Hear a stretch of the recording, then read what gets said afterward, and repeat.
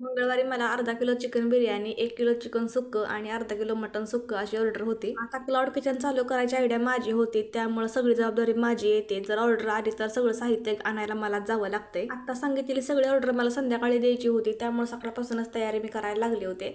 तर सगळ्यात पहिला चिकन आणि मटण घेऊन आले घरी. नंतर कांदा चिरला, टोमॅटो चिरला, लसूण सोलला, आलं बारीक करून ठेवलं आणि इकडं बिर्याणीसाठी तळायचा कांदा चिरून ठेवला. सगळ्यात पहिल्यांदा मटण शिजवून घेतलं मी. नंतर चिकन शिजवायला घेतलं. चिकन शिजवताना मी तेलामध्ये कांदा भाजला. नंतर स्वच्छ धुतलेलं चिकन टाकलं आणि ते पण मिठामध्ये उकडून घेतलं. आता फक्त बिर्याणीसाठी जे चिकन आणलं होतं ते मसाला लावून ठेवायचं राहिलं होतं. सकाळी सगळं निम्म्याच्या वर काम आवरून घेतलं. आता रात्रीची वेळ आहे. मसाला लावलेलं चिकन मी बिर्याणीसाठी तयार करायला ठेवलं. नंतर कांदा पण तळून घेतला होता. एकदम ड्राय कांदा झाला होता तळल्यानंतर. इकडं तांदूळ भिजत घातलाय बिर्याणीसाठी. मी बिर्याणी करताना चिकन आहे ते 75% शिजवून घेते. काही जण कच्चं चिकन टाकतात आणि नंतर मग वाफरलेलं तांदूळ टाकून शिजवतात.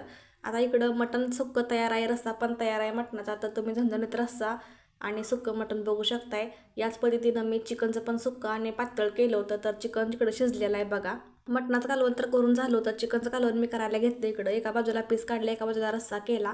सुक्कं पातळची तयारी झाली आणि इथून पुढचा जो व्हिडिओ आहे तो दुसऱ्या पार्टमध्ये तुम्हाला बघायला मिळेल. तर आजचा व्हिडिओ कसा वाटला मला कमेंट करून नक्कीच सांगा. भेटू पुढच्या व्हिडिओमध्ये. Bye bye.